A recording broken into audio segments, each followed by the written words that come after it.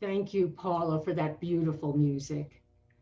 Good morning, and welcome to the Sunday morning service of the Unitarian Universalist Fellowship of San Miguel de Allende. I'm Kathy Canepa, one of your service leaders for today, and on behalf of all of our members, we're so glad you are here and that you are becoming part of our virtual community today.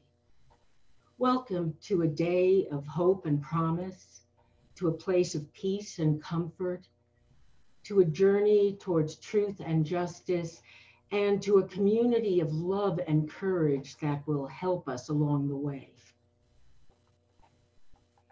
We're especially happy to have as our guest minister today, the Reverend Dr. Arvid Straube, who we consider one of our own. Rev. Arvid has served Unitarian Universalist congregations for 35 years. He's been here to San Miguel many times. We miss him, but we're glad he is Zooming in with us today. He earned an MA in Divinity at the University of Chicago and a Doctor of Ministry degree, as well as an honorary Doctor of Divinity degree from Meadville Lombard Theological School. He now teaches at that school, as well as pursuing a ministry of spiritual direction and meditation coaching.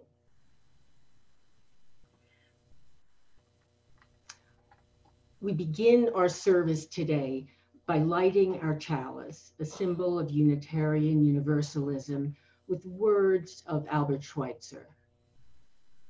At times, our own light goes out, and it's rekindled by a spark from another person. Each of us has cause to think with deep gratitude of those who have lighted the flame within us.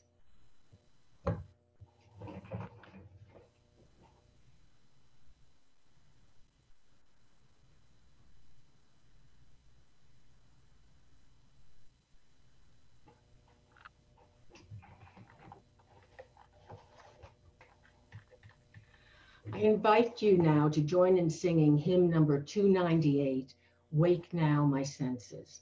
The words will appear on your screen momentarily.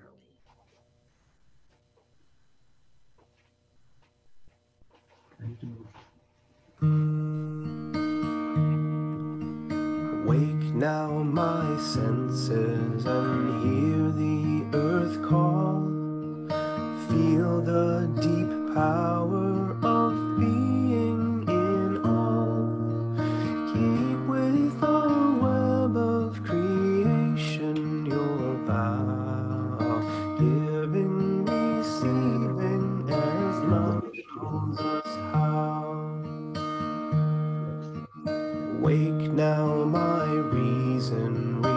out to the new. Join with each pilgrim who quests for the true. Honor the beauty and wisdom of time. Suffer thy limit and praise the sublime.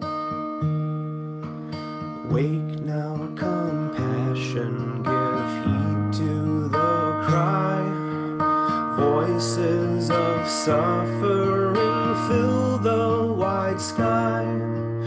Take as your neighbor both stranger and friend, praying and striving their hardship to end. Wake now, my conscience, with justice thy guide.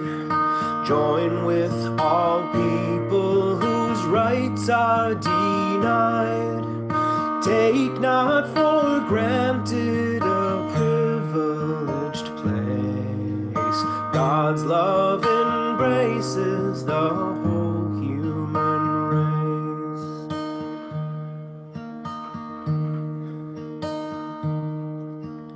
Wake now, my vision of ministry clear.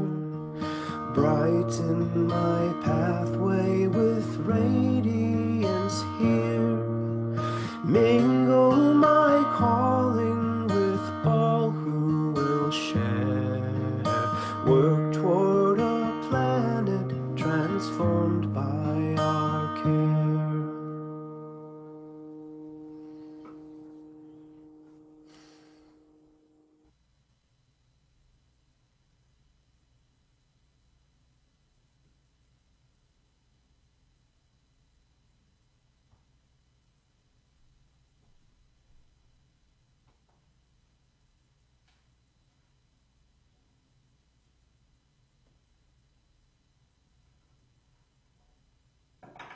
Good morning. I'm Bonnie McDowell. That was a beautiful hymn. I really enjoyed that. First, some news for you from our fellowship community, both near and far. Our weekly discussion groups are continuing to meet on Zoom. They're listed in the order of service with information about joining them. The third session of our lecture series, Preparing for a Thoughtful Death, will take place on Wednesday at 10. And this week's topic is how a practice of mindfulness and compassion can assist us in preparing for a thoughtful death.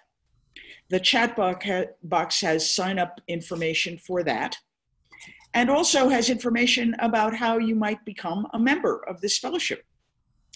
If you have comments about the service today, you can send those to Kathy Canepa. And we will have breakout rooms today after the service. So just stay connected after the final music, and then you can be linked into a room with 4 or 5 others to chat and connect. And we have some questions that Reverend Arvid has given us to think about that we could talk about during the breakout rooms. And now I'd like to give you a few words from the COVID-19 task force. Nothing about the virus has changed at all. So we need to continue to think very carefully about any changes that we might make in how we take our precautions. The cases of the virus in the state of Guanajuato and in the city of San Miguel are rising rapidly at this point. The numbers that we see are probably also just the tip of the iceberg. Recently, the task force has looked at some lists of outside activities which have been ranked by someone according to which are more and less risky. Now, these are not exact, they're not really scientific, but they help remind us to think about the basic principles that we still need to follow. That physical distance of 6 feet or more is very important. Outdoors is safer than indoors. Well-ventilated spaces and big spaces are safer than small spaces. Short contacts with others are safer. than longer ones. And by short, we mean sort of around 5 minutes. If you do socialize, carefully, I hope, with people other than members of your household, keep it to the same very few people. Anything you can do that limits your circle of contacts is good. There is some new research that suggests that as much as 40% of the cases of COVID-19 are asymptomatic. It's a huge number. It makes it very hard to manage the spread of this virus. It means that I could be infected right now and not know it. It means that you could be infected right now and not know it. So please wear your masks when you're out around other people. A cloth mask isn't really protecting you, it's protecting your neighbors and our wider community. There's a little new information from the World Health Organization about masks, which is suggesting that those of us who are 60 and over would probably be better wearing more protective type of masks. We need to get further information about this, and as soon as we have some, we will share it with you. But meanwhile, please just remember to take very good care of yourselves, wash your hands, eat well, don't touch your face. Eat well, but not too much, because remember that being overweight is actually a risk factor for getting a more serious illness if you do get infected. Get some exercise every day. Stay connected to your friends. The task force is going to put a link in the newsletter tomorrow to a short video that has some excellent tips and exercises on the topic of managing stress and anxiety in these challenging times. So we invite you to take a look at it. And that's all there is to say today. Stay safe, my friends.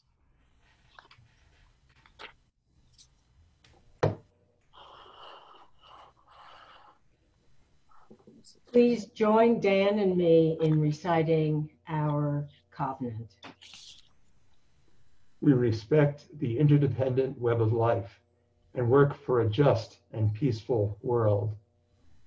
We encourage the search for truth and meaning, strive for compassion in our relationships, and seek values that will benefit our lives and the lives of others.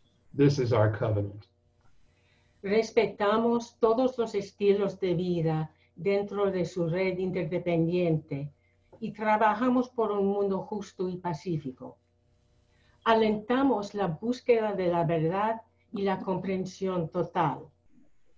Nos esforzamos por mantener compasión en nuestras relaciones y buscamos valores que beneficien nuestras vidas y las vidas de los demás. Este es nuestro convenio.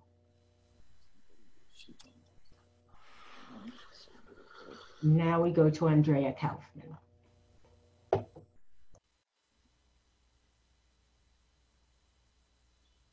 Good morning, folks. It's good to see you. It's good to be with you. I'd like to remind you that if you would want to share a joy or concern today, you can type it into the chat box now.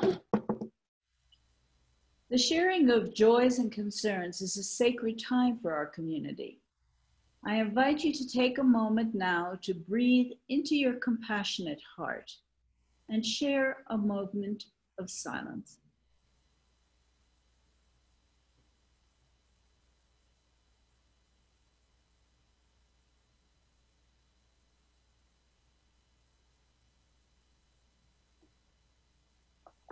Sometimes we light a candle from our chalice, and sometimes we drop a stone in water to symbolize the ripple of our loving kindness moving out into the world.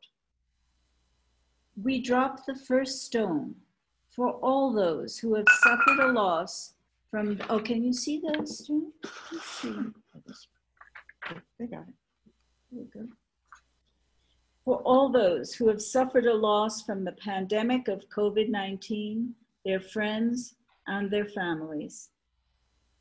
We drop a stone for all those who have suffered from the scourge of racism and another for those oppressed by homophobia.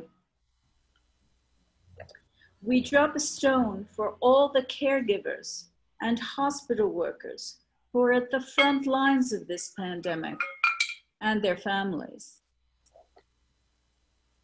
We drop a stone for those who are displaced,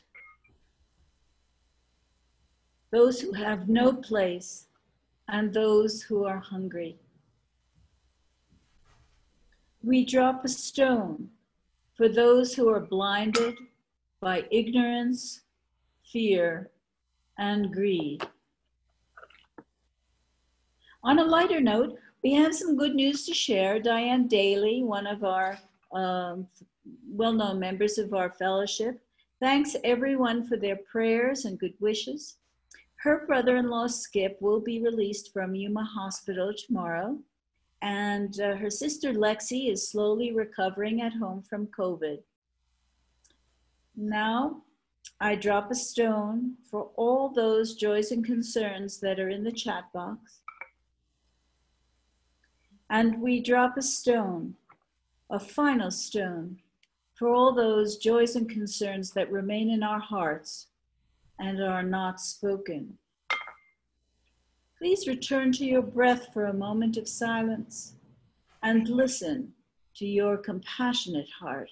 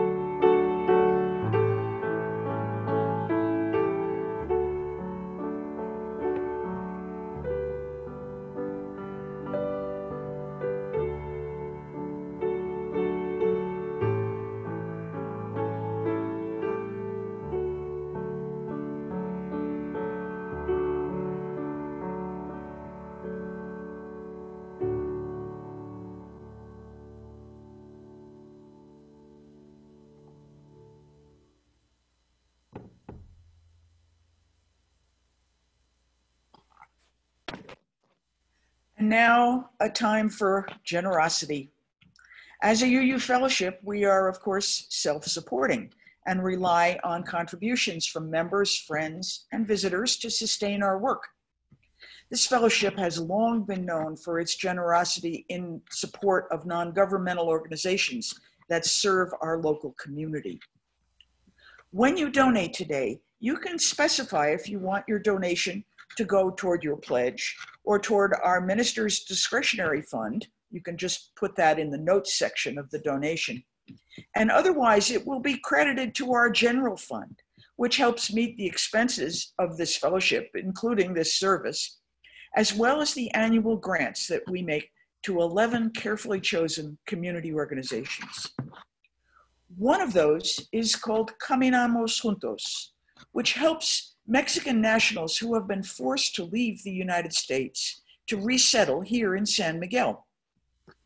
It was initially an all-volunteer organization, but now has 3 full-time and 2 part-time employees, and they are all either from Mexico or are the wives of deported individuals. They currently have 29 participants, and half of those also have families with them here. After the stress and trauma of deportation and resettlement, most actually of these participants had found work here, and they were just beginning to feel some semblance of relief, and then the pandemic hit. And now all but 2 of them have lost their jobs. So since the quarantine began, the staff has been doing its work exclusively online. They have reallocated portions of their budget to give the participants the support they need during this emergency. Each month, the families of those who have lost jobs get a stipend to help them with rent and food and other basics. They get a monthly dispensa of food and household supplies and face masks. Some of these participants and some of the children are not at all fluent in Spanish, and so Caminamos Juntos has a language program for them, which has continued to operate virtually. And thanks to a grant they received from the Athena Foundation, every child or every family has a tablet with a language program in it, so they can continue their studies at home. Caminamos Juntos is very grateful for all the support they receive from this fellowship, and that has allowed them to sustain their participants during this crisis. So I encourage you to please give generously. We need your support for the activities of the fellowship and for these excellent local organizations whom we assist. Thank you.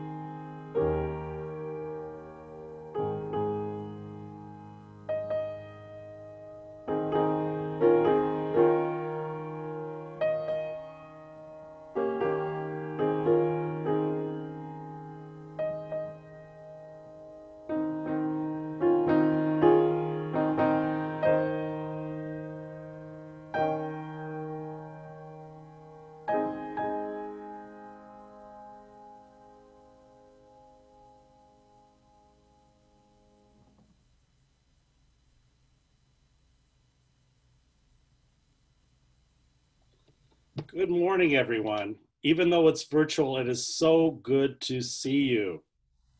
It's great to see you, and I'm so glad to be back.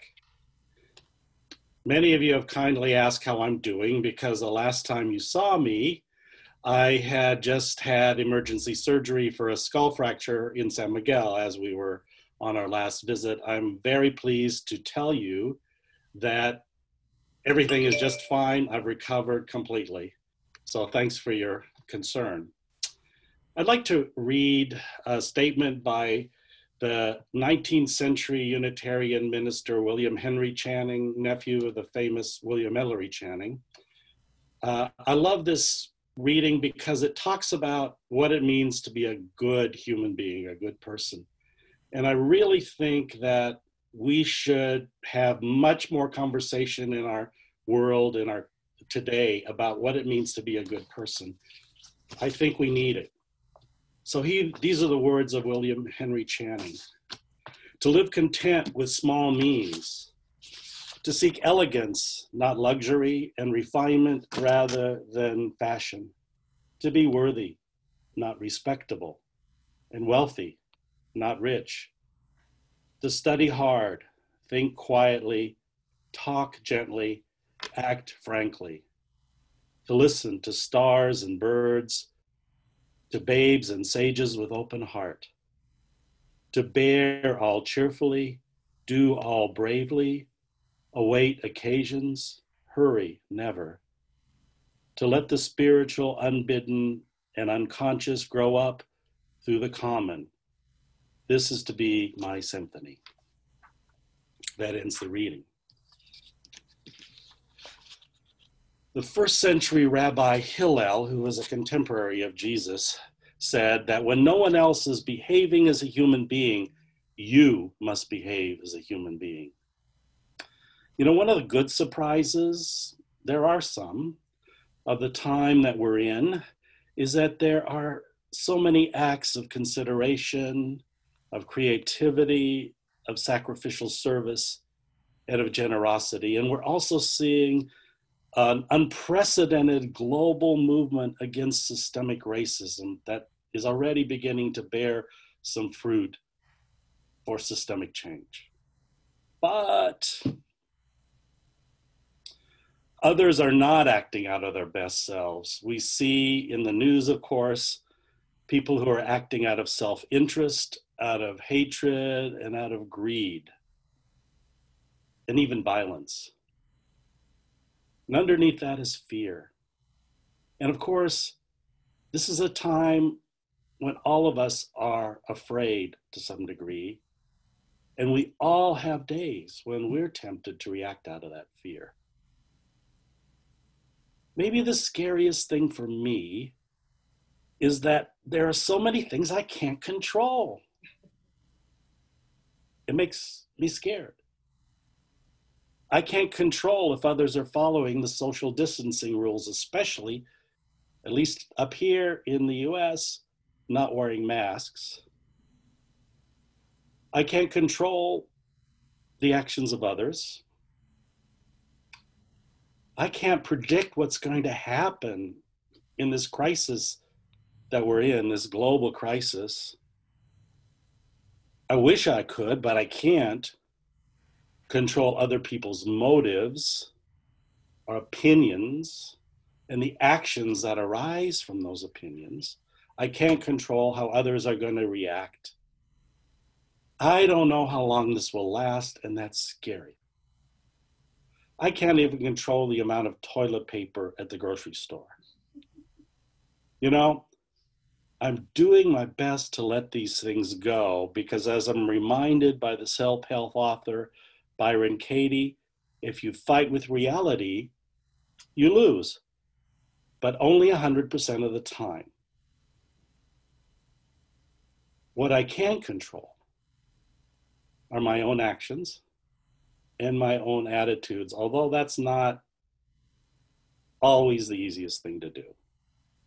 And one of the things I commend to you is while you do need to stay in touch and in tune with the events of the world, you may want to consider limiting your social media and news exposure, because there is a certain amount of panic in that information, and the fear just gets transmitted virtually and digitally. That's not good for your immune system, folks. When you feel that you're being oversaturated with information and opinion, do your immune system and your peace of mind a favor and back off a little. The German word for a human being is Mensch, but it takes an enhanced meaning in the Yiddish language. Yiddish is a language that combines Hebrew and German origins. And in Yiddish, the word Mensch is not just any human being, but a special kind of human being, a human being of honesty and integrity, someone of noble character. So that's a Mensch. That's the kind of Mensch we can choose to try to be. And there's a Buddhist expression called bodhisattva, and I think it means more or less the same thing. We can, in this time, choose what kind of person we're going to be. We can choose to be a Mensch. We can choose to be a bodhisattva. As the meditation teacher Jack Kornfield wrote, in Buddhist teachings, the bodhisattva is someone who vows to alleviate suffering and to bring blessings at every circumstance.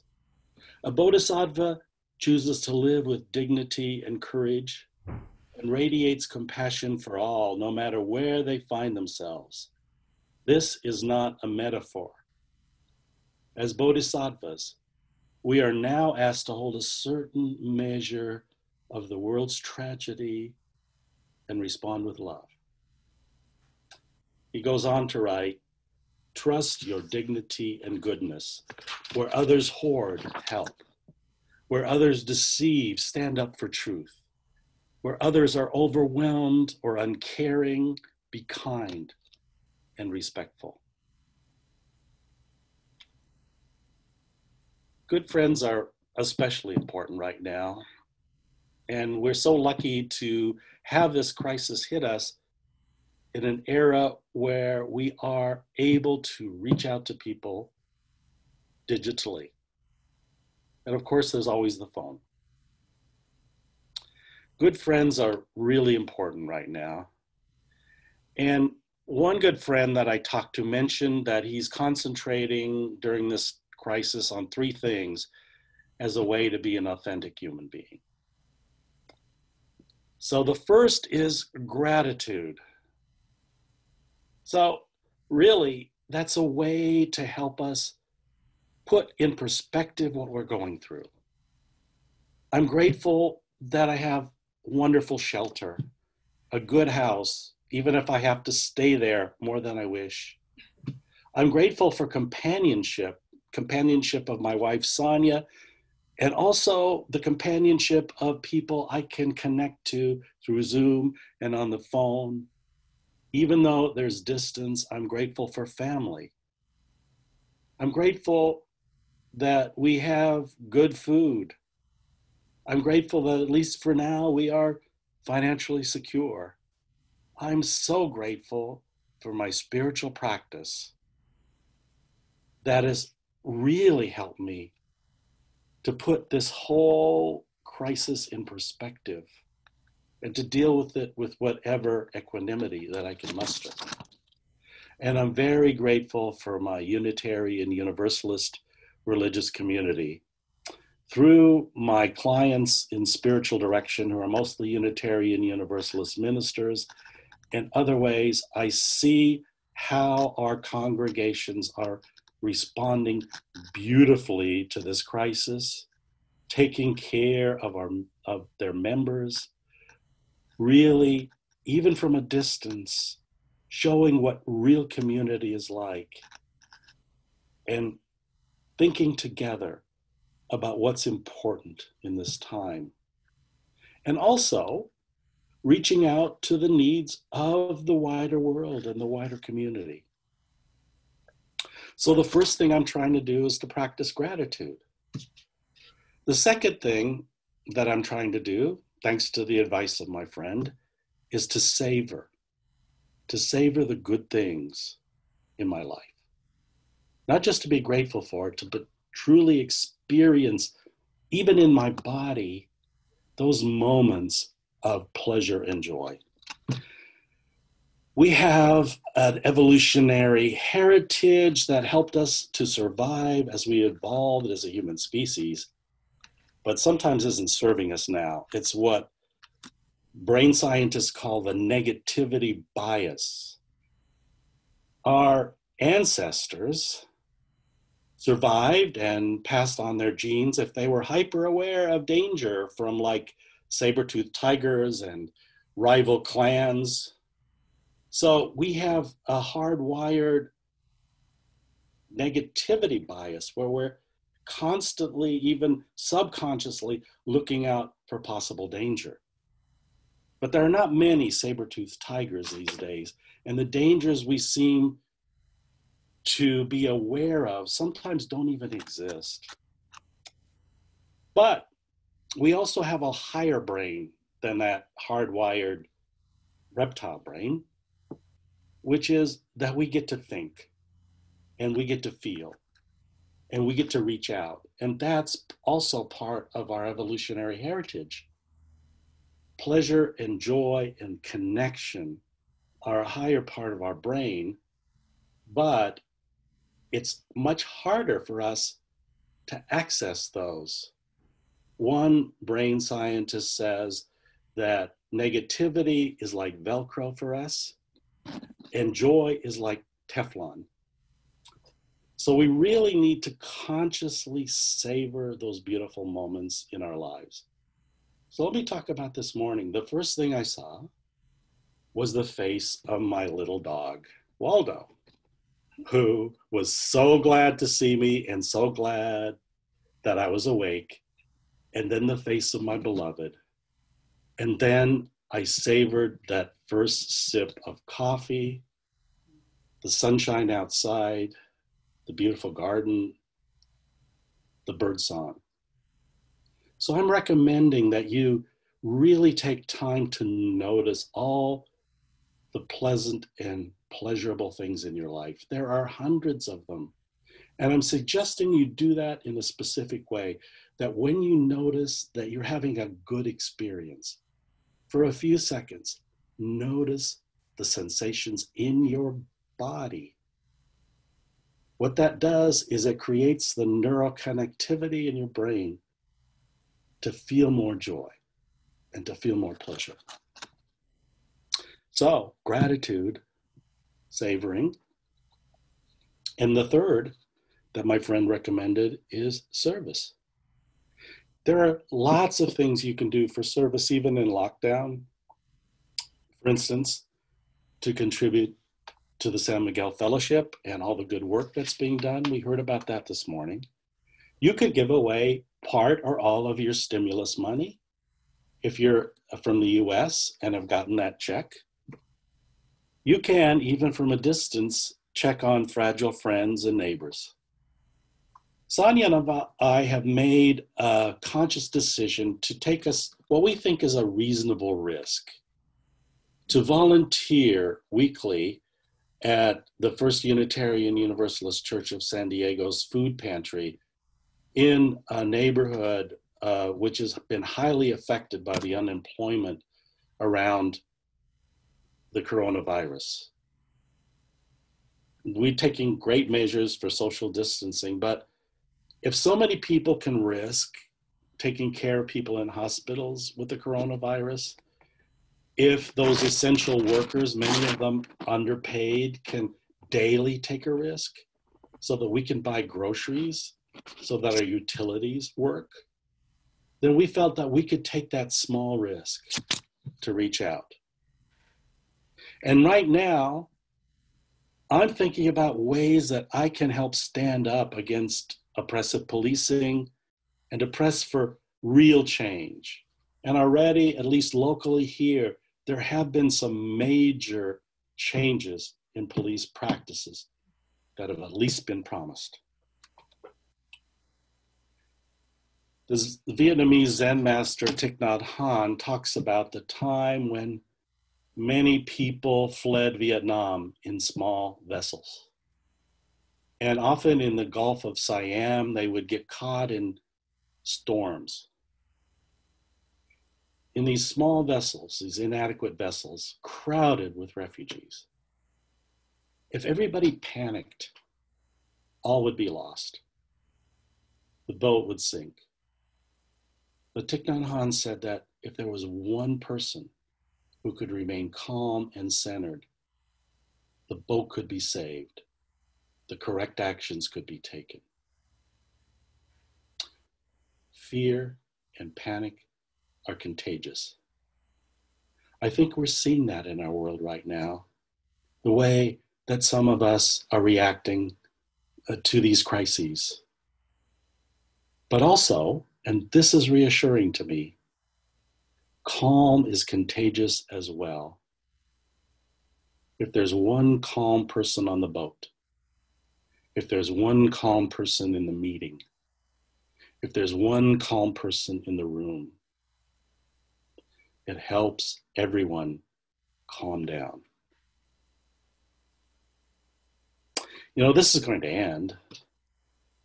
The coronavirus, that crisis is going to end. We don't know when, we don't know how, but nothing is permanent, and this will end. And we'll go back to, well, it's not going to be the same normal we had before. We can be pretty sure of that. You know, there's going to be a new normal.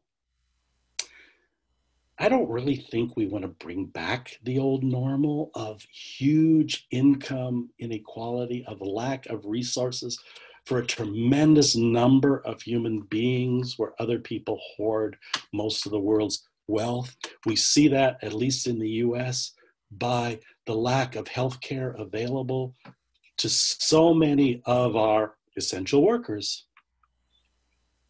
We don't want to bring that back. We don't want to bring back no sick leave.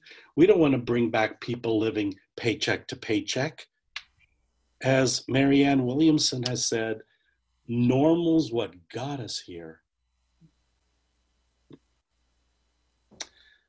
So I invite you to think about this and discuss it if you wish to stay for the discussion. Think about this. When we get to our new normal, what will you bring back from this experience that you want to keep? What behaviors do you want to keep doing that you've learned during this pandemic? What attitudes that you have found do you want to keep in the new normal? What do you want to make permanent in the way you've changed through this crisis? To become a better person, to become a bodhisattva, to become a mensch. And just as important, what old behaviors and attitude do you think you might want to leave behind, even though you may have been doing them for years and decades? And this crisis has shown you just how they don't serve you. So maybe in the new normal, you don't want to do that anymore, or you don't want to think that anymore, or you don't want to live like that anymore. How will you, in the new normal, be a more authentic human being, a bodhisattva? As Jack Kornfield has said, it is time to imagine a new world, to envision sharing our common humanity, to envision how we can live in the deepest, most beautiful way possible. Coming through this difficulty, what we intend and nurture, we can do. Timeless love and awareness is who you are. Trust it. The world awaits your compassionate heart. Amen, and may it be so.